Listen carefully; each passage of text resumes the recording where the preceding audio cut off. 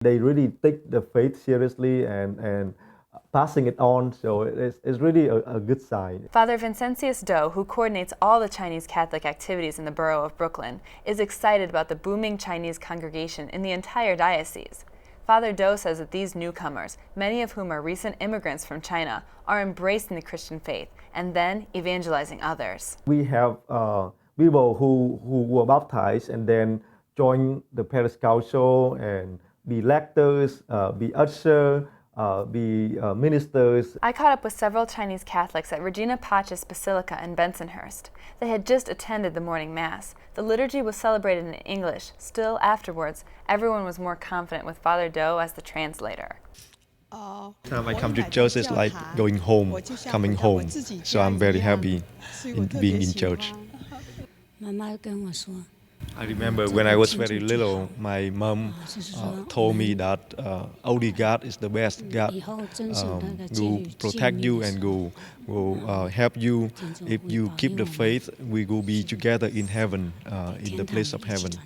The Chinese government is still officially communist and atheist, but the number of Christians in that country is increasing rapidly. Experts say that if it continues at the current rate, it could be over 247 million in the next 15 years. That's more than the United States, Mexico, and Brazil. China has about 1% of its population being Christians, being Catholics. But that 1% is already a lot of people. Christianity in China was once against the law. Chairman Mao had launched the so-called Cultural Revolution, and following faith of any kind could get a person killed. Churches were shut down, desecrated, and destroyed. Christians went underground. The Chinese people now practicing their faith at Regina Pacis still remember what it was like when being a Christian was dangerous. When it happened, we were very afraid. And so we started to go into hiding, and we didn't have any freedom, and we didn't. We were afraid to let people know that we have the faith. So we had to pray in secret, and we moved to different places to pray. I didn't see any priest in my childhood. I was very curious. But when I finally was able to receive communion from a priest, it was like being in heaven. It's like seeing God. I was very happy.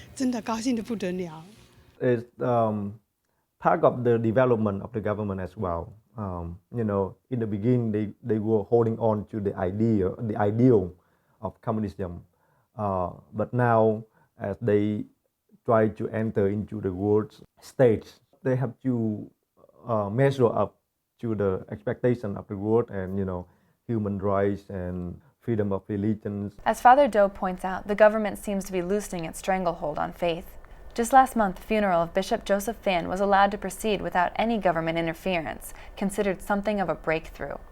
There is still strict government regulation, but all over the country, Christians are coming out from hiding. Because I believe in God, so I must be strong in my faith and be courageous and to believe in God no matter what. Father Do expects the Chinese congregation to continue to grow, to pass along the faith and to minister to each other. He says that in the coming years we can expect great things from the Chinese Christian community, both at home and abroad. Reporting for Currents from Bensonhurst, I'm Katie Breidenbach.